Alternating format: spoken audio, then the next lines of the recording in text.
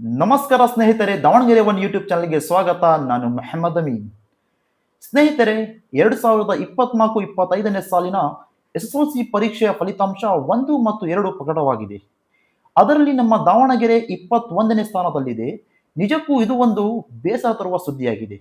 ಯಾಕಂದ್ರೆ ನಮ್ಮ Davanagere knowledge city ಎಂದು ಬಿರುದು ಬಂದಿದೆ. ಈ ನಾಲೆಜ್ ಸಿಟಿ ರಾಜ್ಯಕ್ಕೆ 21ನೇ ಸ್ಥಾನದಲ್ಲಿದೆ ಅಂದ್ರೆ ನಾವು ಯೋಚನೆ ಮಾಡಬೇಕಾಗಿದೆ. ಸೊ SSLC ಪರೀಕ್ಷೆ ಸಂಬಂಧಪಟ್ಟ ಒಂದು MAS ಅಕಾಡೆಮಿಯ ಒಂದು ಪೋಸ್ಟ್ ಅನ್ನು ವೈರಲ್ ಆಗ್ತಾ ಇದೆ ಸ್ನೇಹಿತರೆ. ಹೌದು, ಒಂದು 3-4 ದಿನಗಳಿಂದ ಸಾಮಾಜಿಕ ಜಾಲತಾಣದಲ್ಲಿ ಒಂದು ಪೋಸ್ಟ್ ಅನ್ನು ವೈರಲ್ ಆಗ್ತಾ ಇದೆ. ಸೊ ಇದರ ಬಗ್ಗೆ ಸಂಪೂರ್ಣ ಮಾಹಿತಿಯನ್ನು ನಾವು ಪಡೆದುಕೊಳ್ಳಲು MAS ಅಕಾಡೆಮಿಯ ನಿರ್ದೇಶಕರಾದ ಮೊಹಮ್ಮದ್ ಅಲಿ ಶುಯೇಬ್ ನಮ್ಮ ಜೊತೆಲಿದ್ದಾರೆ. ಬನ್ನಿ ಮಾತನಾಡೋಣ. ಸರ್, ಮೊದಲನೇದಾಗಿ ಕಾರ್ಯಕ್ರಮಕ್ಕೆ ಸ್ವಾಗತ. ಥ್ಯಾಂಕ್ಸ್.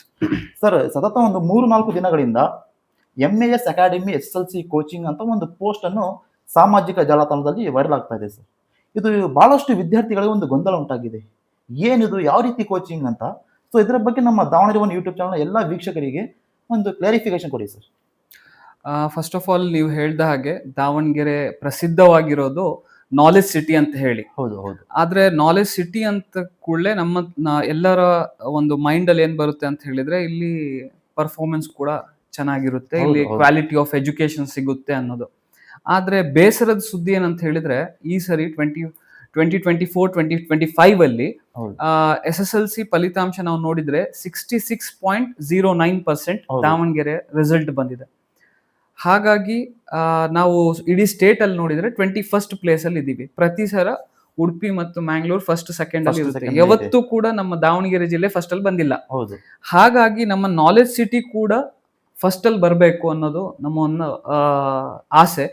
ಅದನ್ನ ಹೇಗೆ ನಾವು ಪೂರೈಸಕ್ ಸಾಧ್ಯ ಅಂತ ಹೇಳಿದಾಗ ಏನಾಗ್ತದೆ, ಈಗ ಶಾಲೆಗಳಲ್ಲಿ ಸ್ಟೂಡೆಂಟ್ಸ್ ಯಾರ್ಯಾರು ಇರ್ತಾರೆ ಅಲ್ಲಿ ಜಾಸ್ತಿಯಾಗಿ ಫೋಕಸ್ ಕೊಡೋದು ಯಾರು ಹೈಯೆಸ್ಟ್ ಸ್ಕೋರ್ ಮಾಡ್ತಾರೆ ಅವ್ರ ಮೇಲೆ ಫೋಕಸ್ ಕೊಡ್ತಾರೆ. ಆದ್ರೆ ಬಿಲೋ ಆವ್ರೇಜ್ ಸ್ಟೂಡೆಂಟ್ ಯಾರು ಫೋಕಸ್ ಮಾಡಲ್ಲ. ಈ ಬಿಲೋ ಆವ್ರೇಜ್ ಸ್ಟೂಡೆಂಟಿಗೋಸ್ಕರ ನಾವೇನಾದ್ರೂ ಒಂದು ಮಾಡಬೇಕು ಅನ್ನೋದು ಯೋಚನೆ ಮಾಡಿ SSLC ಕೋಚಿಂಗ್ ಅನ್ನು ನಾವು ಸ್ಟಾರ್ಟ್ ಮಾಡಿದೀವಿ.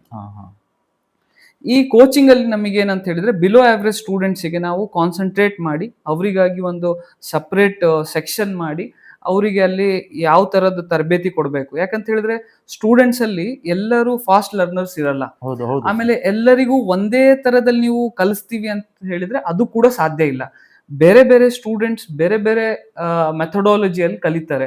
ಹಾಗಾಗಿ ನಾವು ಒಂದು ಪ್ರಯತ್ನ ಪಡಬೇಕು. ಈ ಸರಿ ಹೇಗಾದ್ರೂ ಮಾಡಿ ನಮ್ಮ ದಾವಣಗೆರೆ 100% ರಿಸಲ್ಟ್ ತರಬೇಕು, ಹಾಗೂ ನಮ್ಮ ದಾವಣಗೆರೆ ನಂಬರ್ 1 ಅಲ್ಲಿ ಬರಬೇಕು. ಅದಕ್ಕೆ ಏನ್ ಮಾಡ್ಲಿಕ್ಕೆ ಸಾಧ್ಯ, ಬರೀ ಮಾತಾಡಿದ್ರೆ ಆಗಲ್ಲ. ನಾವು ಇಳಿದು ನಮ್ಮ ಪ್ರಯತ್ನ ನಾವು ಪಟ್ರೆ ನಾವೊಂದು ಕಾಂಟ್ರಿಬ್ಯೂಷನ್ ನಮ್ಮ ಡಿಸ್ಟಿಕ್ ಕೊಡ್ಬಹುದಲ್ಲ ಅನ್ನೋದು ಆ ವಿಚಾರದಿಂದ ನಾವು ಸ್ಟಾರ್ಟ್ ಮಾಡಿದ್ದೀವಿ. ಸರ್, ಇನ್ನೊಂದು ಏನಂದ್ರೆ, ಈಗ ತಾವು ರಾಜಕೀಯದಲ್ಲಿ ಇದ್ದೀರಾ. ಈಗ ಆಲ್ರೆಡಿ ನಾಲೆಜ್ ಸಿಟಿ ದಾವಣಗೆರೆ ಇಲ್ಲಿ ಬಹಳಷ್ಟು ಅಕಾಡೆಮಿಗಳಲ್ಲಿ ನಡೀತಾ ಇದೆ. ಈಗ ನೀವು ಮತ್ತೀಗ MS ಅಂತ ಒಂದು ಹೊಸದ ಅಕಾಡೆಮಿ ಮಾಡಿದ್ದೀರಾ. ಏನೀಗ ನಿಮ್ಮ ಪ್ರಯತ್ನದಿಂದ ಅದು ಈ ಬಾರಿ ಏನಾದ್ರು ಆಗ್ಬಹುದಾ ರಿಸಲ್ಟ್? ಏನಂತ ಹೇಳಿದ್ರೆ, ಈಗ ನಾನ್ ರಾಜಕಾರಣದಲ್ಲಿ ಇದ್ದೀನಿ, ಹಾಗೂ ಬೇರೆಯವರು ಕೂಡ ರಾಜಕಾರಣದಲ್ಲಿ ಇದ್ದಾರೆ. ರಾಜಕಾರಣದಲ್ಲಿ ಎಷ್ಟೊಂದು ರಾಜಕೀಯದವರದೇ ಒಂದು ಸಂಸ್ಥೆಗಳಿದ್ದಾವೆ. ಆದ್ರೆ ನಮ್ಮ ರಾಜಕಾರಣಕ್ಕೂ ಬೇರೆಯವ್ರ ರಾಜಕಾರಣಕ್ಕೆ ಡಿಫ್ರೆನ್ಸ್ ಏನಂತ ಹೇಳಿದ್ರೆ, ನಮ್ಮ ರಾಜಕಾರಣದಲ್ಲಿ ನಾವು ನಮ್ಮ ಇನ್ಸ್ಟಿಟ್ಯೂಷನ್ ಡೆವಲಪ್ಮೆಂಟ್ ಮತ್ತೆ ಅದರಿಂದ ಹೇಗೆ ಹಣ ಸಾಧಿಸಬೇಕನ್ನೋದು ನಮ್ಮ ಅಪ್ರೋಚ್ ಅಲ್ಲ. ನಮ್ಮ ಅಪ್ರೋಚ್ ಏನಂತ ಹೇಳಿದ್ರೆ, ನಮ್ಮ ರಾಜಕಾರಣದಲ್ಲಿ ನಮ್ಮ ಸಿಟಿ ಕೂಡ ಅಭಿವೃದ್ಧಿ ಆಗ್ಬೇಕು, ಹಾಗೂ ನಮ್ಮ ಡಿಸ್ಟ್ರಿಕ್ಟ್ ನಮ್ಮ ಸಿಟಿ ಎಲ್ಲಾ ವಿಷಯದಲ್ಲಿ ಮುಂದಿರ್ಬೇಕು. ಶಿಕ್ಷಣದಲ್ಲಿ ಆಗ್ಲಿ, ಸ್ಪೋರ್ಟ್ಸ್ ಅಲ್ಲಾಗ್ಲಿ, ಈ ಸ್ಟೇಟಿಗೆ ಕೊಡುವಂತ ಕಾಂಟ್ರಿಬ್ಯೂಷನ್ ಅಲ್ಲಾಗ್ಲಿ, ದೇಶಕ್ಕೆ ಕಾಂಟ್ರಿಬ್ಯೂಷನ್ ಕೊಡೋದ್ರಲ್ಲೂ ಕೂಡ ನಾವು ಫಸ್ಟ್ ಆಗಿರ್ಬೇಕು. ಅದಕ್ಕಾಗಿ ನಮ್ದೊಂದು ಸಣ್ಣ ಪ್ರಯತ್ನ ಇದೆ.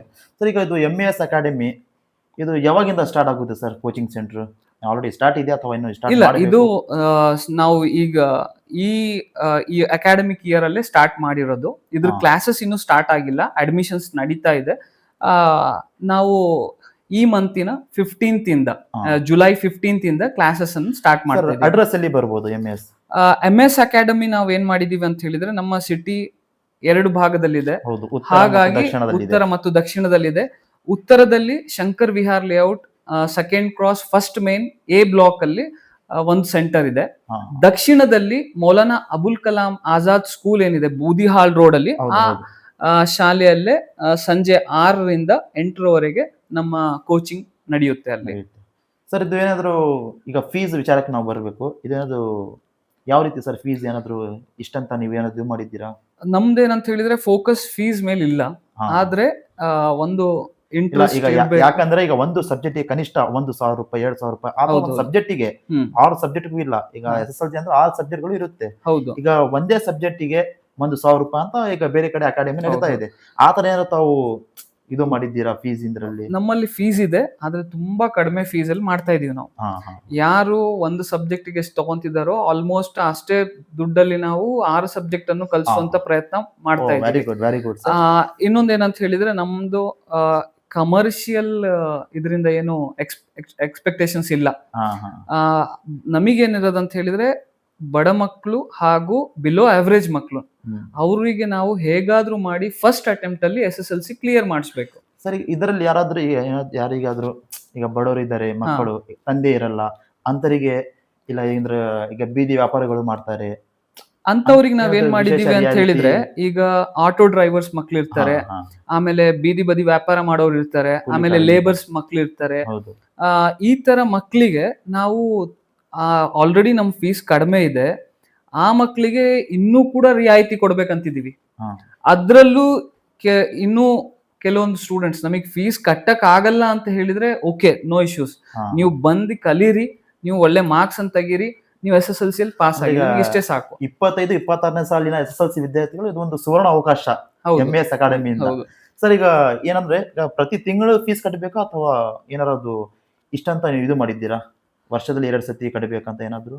ಅದ್ರಲ್ಲಿ ನಮ್ದೇನಿದೆ ಅಂತ ಹೇಳಿದ್ರೆ 3-4 ಇನ್ಸ್ಟಾಲ್ಮೆಂಟ್ಸ್ ಅವ್ರಿಗೆ ಸಿಗುತ್ತೆ, ಆದ್ರೆ ಎಲ್ಲರಿಗೂ ಸೇಮ್ ನಾವು ಅಳವಡಿಸಕ್ ಆಗಲ್ಲ. ಯಾಕಂತ ಹೌದು. ಹೇಳಿದ್ರೆ ಅಲ್ಲಿ ಪ್ರಿಯಾರಿಟಿ ದುಡ್ಡಿಗಿಲ್ಲ, ಪ್ರಿಯಾರಿಟಿ ಎಜುಕೇಶನ್ಗೆ ಇರೋದು. ಈಗ ಯಾರ ಪರಿಸ್ಥಿತಿ ಏನಿದೆ ಆ ಪರಿಸ್ಥಿತಿ ಪ್ರಕಾರ ಅವ್ರಿಗೆ ಏನ್ ಸವಲತ್ತು ಕೊಡಬೇಕು ಆ ಎಲ್ಲಾ ಸವಲತ್ತು ಕೊಡಕ್ಕೂ ನಾವು ತಯಾರಿದ್ದೀವಿ. ನಮ್ಮ ಇಂಟೆನ್ಷನ್ ದುಡ್ಡು ಮಾಡೋದಲ್ಲ, ಅವರಿಗೆ ಒಂದು ವಿದ್ಯೆ ತಲುಪಿಸ್ಬೇಕು, ಆ ವಿದ್ಯೆ ತಲುಪಿಸೋಕ್ಕೋಸ್ಕರ ಏನ್ ಬೇಕಾದ್ರೂ ನಾವು ಮಾಡಕ್ ರೆಡಿ Okay. ಇದ್ದೀವಿ. ಸರ್ ಈ ವೀಕ್ಷಕರು ಈಗ ನಿಮ್ಗೆ ಕಾಂಟ್ಯಾಕ್ಟ್ ಮಾಡ್ಬೇಕಂದ್ರೆ ಯಾವ ರೀತಿ ಮಾಡಬೇಕು ಸರ್? ನಮ್ಮ ಪೋಸ್ಟರ್ ಇದೆ, ಆ ಪೋಸ್ಟರ್ ಅಲ್ಲಿ ಒಂದು ನಂಬರ್ ಇದೆ, ಆ ನಂಬರಿಗೆ ಕಾಂಟ್ಯಾಕ್ಟ್ ಮಾಡಿದ್ರೆ ಅವ್ರಿಗೆ ಡೀಟೇಲ್ಸ್ ಸಿಗುತ್ತೆ. ಸೆಕೆಂಡ್, ನಮಗೆ ಬಂದು ವಿಸಿಟ್ ಮಾಡ್ಬೇಕಂತ ಹೇಳಿದ್ರೆ ನಮ್ಮ MS academy administration office Shankar Vihar layout ಅಲ್ಲಿ ಇದೆ. ಅದರ ಅಡ್ರೆಸ್ ಕೂಡ ನಾನು ನಿಮಗೆ ಹೇಳಿದ್ದೀನಿ. ಅಲ್ಲಿ ಬಂದ್ರೆ ನಮ್ಮ ಸ್ಟಾಫ್ ಇರ್ತಾರೆ, ಅವರು ನಿಮಗೆ ಏನೇನ್ ಬೇಕು ಎಲ್ಲ ಅವ್ರ ಹತ್ರ ಕೇಳ್ಕೊಂಡ್ರೆ ಅವರೆಲ್ಲ ಡೀಟೇಲ್ಸ್ ಆಗಿ ಇಷ್ಟೇ ಅಂತ ಏನಾದ್ರು ಸ್ಟೂಡೆಂಟ್ಸ್ ಇಷ್ಟೇ ಇರಬೇಕು ಆ ತರ ಏನಾದ್ರು ಮಾಡಿದ್ದೀರಾ ಸರ್? ಇಲ್ಲ, Unlimited student ಏನು ಇಷ್ಟೇ batch ಇರ್ಬೇಕು ಗಳು? ಅಷ್ಟೇ ಇರ್ಬೇಕಂತ ಇಲ್ಲ. ಎಷ್ಟು ಸ್ಟೂಡೆಂಟ್ಸ್ ಬಂದ್ರು ಕೂಡ ಅವರಿಗೆ ಬ್ಯಾಚ್ ಫೆಸಿಲಿಟೀಸ್ ನಾವು ಮಾಡ್ಲಿಕ್ಕೆ ಯಾಕಂದ್ರೆ ಇದು ತಯಾರಿದ್ದೀವಿ. ಒಂದು ಯಾಕಂದ್ರೆ ಈಗ ಹಾ. ಅತಿ ಕಡಿಮೆ ಬೆಲೆದಲ್ಲಿ ತಾವು ವಿದ್ಯಾಭ್ಯಾಸನ ಕೊಡ್ತಿದೆ ಅಂದ್ರೆ ಈಗ ಆಲ್ಮೋಸ್ಟ್ ಮಕ್ಕಳು ಬಹಳ ಜನ ಬರ್ತಾರೆ. ಈಗ ಅಷ್ಟೊಂದು ಈಗ 50 ಮಕ್ಕಳಿಗೆ ಒಂದೇ ಕ್ಲಾಸ್ ನಲ್ಲಿ ಇಲ್ಲ, ಮಾಡಬೇಕು ಬ್ಯಾಚ್ ಸಿಸ್ಟಮ್ ಮಾಡ್ತೀವಿ, ಬ್ಯಾಚ್ ಸಿಸ್ಟಮ್ ಮಾಡಿ, ಆದ್ರೆ ಒಂದು ಬ್ಯಾಚ್ ಅಲ್ಲಿ 30ಗಿಂತ ಜಾಸ್ತಿ ಮಕ್ಕಳಿಗೆ ನಾವು ಇಡಲ್ಲ. 25 to 30 ಇಡ್ಬೇಕಂತ ಇದೀವಿ. ಯಾಕಂತ ಹೇಳಿದ್ರೆ ಕಾನ್ಸಂಟ್ರೇಷನ್ ಕೊಟ್ಟು ಹೌದು, ಅವ್ರಿಗೆ ಹೌದು. ಕಲಿಸ್ಬೇಕು ಅಂತ ಹೇಳಿ. ಅದಕ್ಕಿಂತ ಜಾಸ್ತಿ ಮಕ್ಕಳಿದ್ರೆ ಮತ್ತೆ ನಾವು ಸಪರೇಟ್ ಬ್ಯಾಚಸ್ ಕೂಡ ಮಾಡಿ ಅವರಿಗೆ ಕಲಿಸ್ತೀವಿ. ಅದ್ರೊಟ್ಟಿಗೆ ನಮ್ಮ ಪ್ರಯತ್ನ ಇದೆ ಅಂತ ಹೇಳಿದ್ರೆ ರೆಗ್ಯುಲರ್ ಫ್ಯಾಕಲ್ಟೀಸ್ ಹೊರತಾಗಿ ತುಂಬಾ ರಿಸೋರ್ಸ್ ಪರ್ಸನ್ಸ್ ಬೇರೆ ಬೇರೆ ಡಿಸ್ಟಿಕ್ ಅಲ್ಲಿ ಇದ್ದಾರೆ. ಪ್ರತಿಯೊಂದು ಸಬ್ಜೆಕ್ಟ್ ಅಲ್ಲಿ ರಿಸೋರ್ಸ್ ಪರ್ಸನ್ಸ್ ಅಂತ ಇರ್ತಾರೆ. ಕೆಲವೊಬ್ಬ ಗೌರ್ಮೆಂಟ್ ಟೀಚರ್ಸ್ ಅಲ್ಲಿ ರಿಸೋರ್ಸ್ ಪರ್ಸನ್ಸ್ ಇರ್ತಾರೆ, ಕೆಲವೊಂದು NGOs ಅಲ್ಲಿ ರಿಸೋರ್ಸ್ ಪರ್ಸನ್ಸ್ ಇದ್ದಾರೆ. ಆ ತರ ಆ ರಿಸೋರ್ಸ್ ಪರ್ಸನ್ ಗಳಿಗೆ ನಾವು ಪ್ರತಿ ತಿಂಗಳು ಇಲ್ಲಿ ಇನ್ವೈಟ್ ಮಾಡಿ ಅವರ ಮುಖಾಂತರನು ಕೂಡ ವಿದ್ಯಾರ್ಥಿಗಳಿಗೆ ಹೇಗೆ ಮ್ಯಾಥಮೆಟಿಕ್ಸ್ ಟ್ರಿಕ್ಸ್ ಏನಿದೆ, ಸೈನ್ಸ್ ಅನ್ನು ಹೇಗೆ ಕಲಿಬಹುದು, ಸೋಷಿಯಲ್ ಅಲ್ಲಿ ಡೇಟ್ಸ್ ಮತ್ತೆ ಸ್ಟೋರೀಸ್ ಎಲ್ಲ ಬರುತ್ತೆ, ಅದೆಲ್ಲ ಹೇಗೆ ನೆನ್ಪಿಡ್ಬೇಕು, ಇದ್ರ ಬಗ್ಗೆನೂ ಕೂಡ ನಾವು ಅವರಿಗೆ ಒಂದು ಕ್ಲಾಸಸ್ ಪ್ರತಿ ತಿಂಗಳು ರಿಸೋರ್ಸ್ ಪರ್ಸನ್ ಇಂದ ಕೊಡ್ಬೇಕಂತ ಇದೀವಿ.